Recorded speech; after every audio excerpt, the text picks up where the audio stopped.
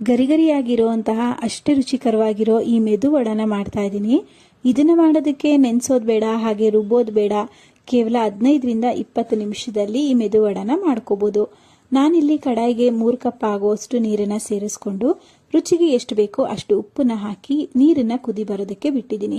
ಕುದಿ ಬಂದ್ಮೇಲೆ 1.5 ಕಪ್ ಆಗುವಷ್ಟು ಚಿರೋಟಿ ರವೆನ ಹಾಕೊಂಡು ಗಂಟೆ ಇಲ್ದಿರೋ ರೀತಿ ಮಿಕ್ಸ್ ಮಾಡಿ ಒಂದು ಲಿಡ್ನ ಕ್ಲೋಸ್ ಮಾಡಿಕೊಂಡು 5 ನಿಮಿಷ ಬೇಯಿಸಿ ಸ್ವಲ್ಪ ಚಿಲ್ಲಿ ಫ್ಲೇಕ್ಸ್ ಹಾಗೆ ಹಸಿ ಮೆಣಸಿನಕಾಯಿ, ಸಣ್ಣದಾಗಿ ಕಟ್ ಮಾಡಿರೋ ಶುಂಠಿ, ಸಣ್ಣದಾಗಿ ಕಟ್ ಮಾಡಿರುವಂತಹ ಕರಿಬೇವಿನ ಸೊಪ್ಪು, ಸ್ವಲ್ಪ ಕೊತ್ತಂಬರಿ ಸೊಪ್ಪು ಇದನ್ನೆಲ್ಲ ಸೇರಿಸಿ ಚೆನ್ನಾಗಿ ಮಿಕ್ಸ್ ಮಾಡಿಕೊಂಡು ಸ್ವಲ್ಪ ತಣ್ಣಗಾಗೋದಕ್ಕೆ ಬಿಟ್ಟು, ತಣ್ಣಗಾದ್ಮೇಲೆ ಅರ್ಧ ಕಪ್ ಆಗುವಷ್ಟು ಹುಳಿ ಮೊಸರು, 2 ಸ್ಪೂನ್ ಆಗುವಷ್ಟು ಎಣ್ಣೆನ ಹಾಕೊಂಡು ಚೆನ್ನಾಗಿ ಹಿಟ್ಟನ್ನ ನಾದಿ ನಾನು ತೋರಿಸೋ ರೀತಿಯಾಗಿ ವಡ ಶೇಪಲ್ಲಿ ಮಾಡ್ಕೋಬೇಕು.